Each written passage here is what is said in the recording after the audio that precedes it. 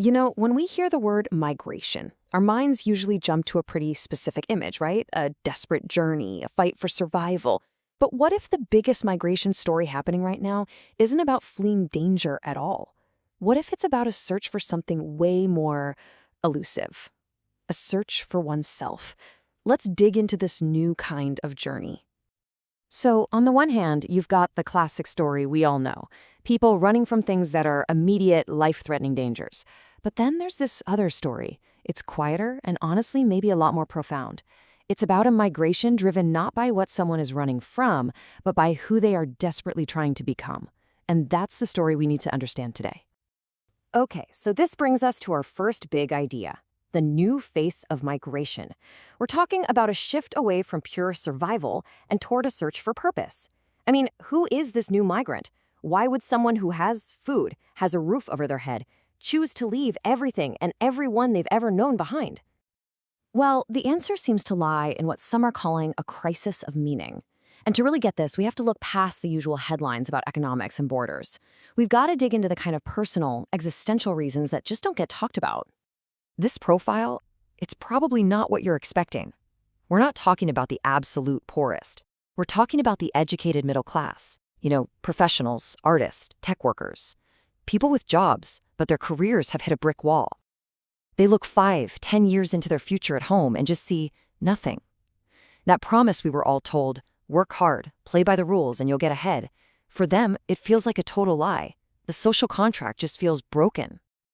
And this leads to something that researchers have a name for, the collapse of the life project. It's this deep, crushing feeling that the life you dream of, the life you feel you should be living, is just physically impossible to build where you are. And here's the twist. Unlike past generations, they see what's possible elsewhere, in real time, on their phones. They see the opportunities, the lifestyles, the freedoms, and that gap between their reality and that digital world becomes unbearable. This isn't just your standard brain drain. It's like a country bleeding out its most ambitious and capable people.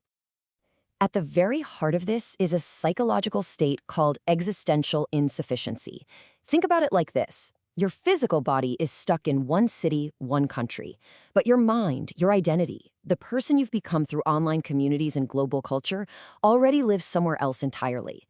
You feel fundamentally out of sync, like you're wearing the wrong clothes or living in the wrong movie. You're the right person, just in the wrong place. So, if the why is that personal and complex, how on earth do we understand the how?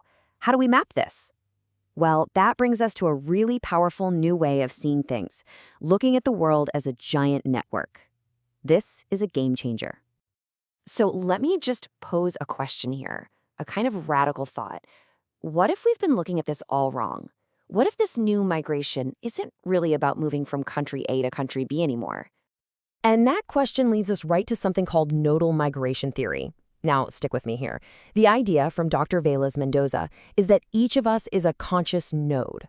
We're not just a person in a place, we're a single point connected into a vast global network.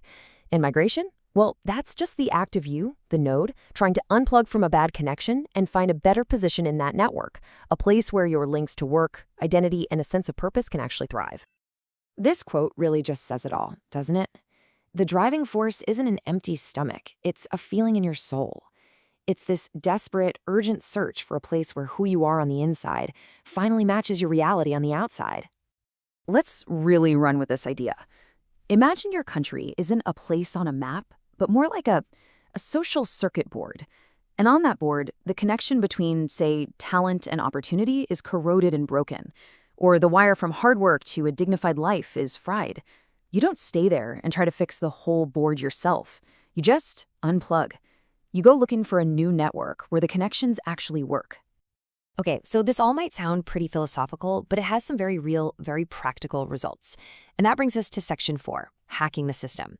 Because how does this new aspirational nomad get around all the old rules of immigration which were built for a totally different kind of person? This table basically shows how global immigration systems are completely playing checkers while these new migrants are playing chess. I mean, look at the US. All the focus is on border security and asylum seekers. But the real, let's call it, vulnerability to this new migrant is through student and investor visas. The EU is the same. They're focused on their external borders, but all these new digital nomad and job seeker visas are creating perfect legal pathways. The system is still looking for someone poor and desperate at the wall, while this new migrant is walking right through the front door with a laptop and a business plan. So the entire strategy becomes an act of translation. It's genius, really. You can't just write on a visa application, "I'm migrating because of a deep crisis of meaning," right? They'd laugh you out of the embassy. So you have to translate that profound existential need into the only language the system understands. I am a qualified student. I am a skilled worker. I'm an investor. You're wrapping your search for self in a package that the law can actually process. But what happens after you've hacked the system? What happens when you actually arrive? Does the search just end? Well, that leads us to our final and maybe most important section, the psychological price you pay for being in constant motion.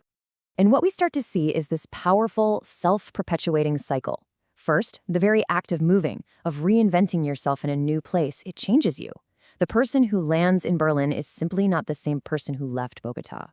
But then, this new, transformed version of you starts to see the flaws in Berlin. The dream destination isn't perfect after all. And so that itch starts again. That desire to move, to find an even better network for this new self. And the whole cycle begins all over again. And then, of course, you have social media pouring gasoline on the whole thing. Researchers call it the Efecto Telaraña, the web effect.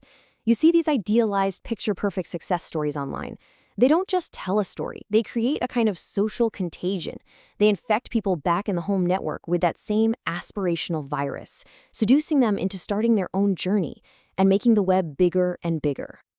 You know, the sociologist Zygmunt Bauman really nailed this decades ago. For this new kind of person, this liquid modern individual who is always flowing and changing, the whole idea of a permanent home, it's not an anchor that offers stability, it's a burden. It's an anchor that's holding them back from becoming their next self. Which leaves us with one final, kind of haunting question.